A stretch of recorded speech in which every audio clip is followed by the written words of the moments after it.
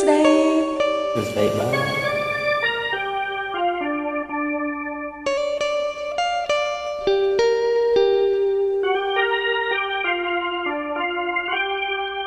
ក្រមេឃលើដីមានតែស្រីមកដែលជាជំនួយនៃរឿងជីវិតខ្លួនអូនស្នេហ៍អូនជាទឹកអូនរិតជួយព្រមជីវិតឲ្យមានដងមិនឆារស់បានអាស្រ័យកូនគេរុក្ខជាតិនេះអាស្រ័យសន្សាររូបអូនរស់បានអាស្រ័យថ្លៃថ្លើមជួយជាដងហើមផ្សាមរឿងសងខាក្នុង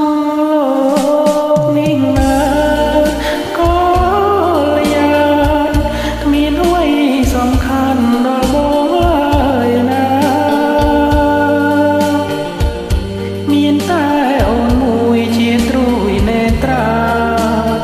ដែលរៀមប្រាថ្នាជាគូលោកស្រីទោះជាផែនដីរលាយសងសន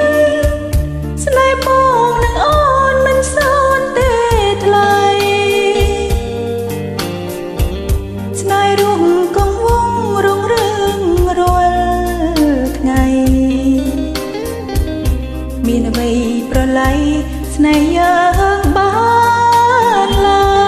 យ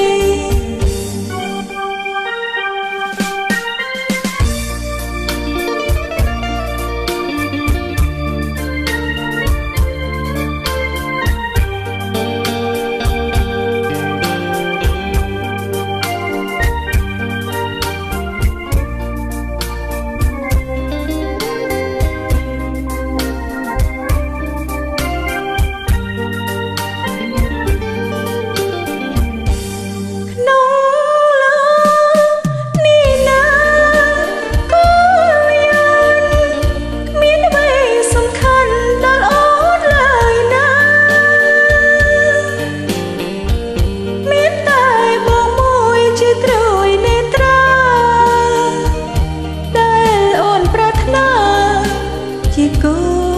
លោកស្រីទោះជាផែនដីរលាយសូនស្នេហ៍បងនឹងអូនមិនសូនទេថ្លៃស្នេហ៍រួមគង់វងរងរឿងរាល់ថ្ងៃគ្មានអ្វីប្រឡាយស្នេហ៍យើងបានឡើយចាអរគុណច្រើនដែលបានចូលរួមជួបគ្នាបាត់ក្រោយទៀតណាកុំតន់អត់ធន់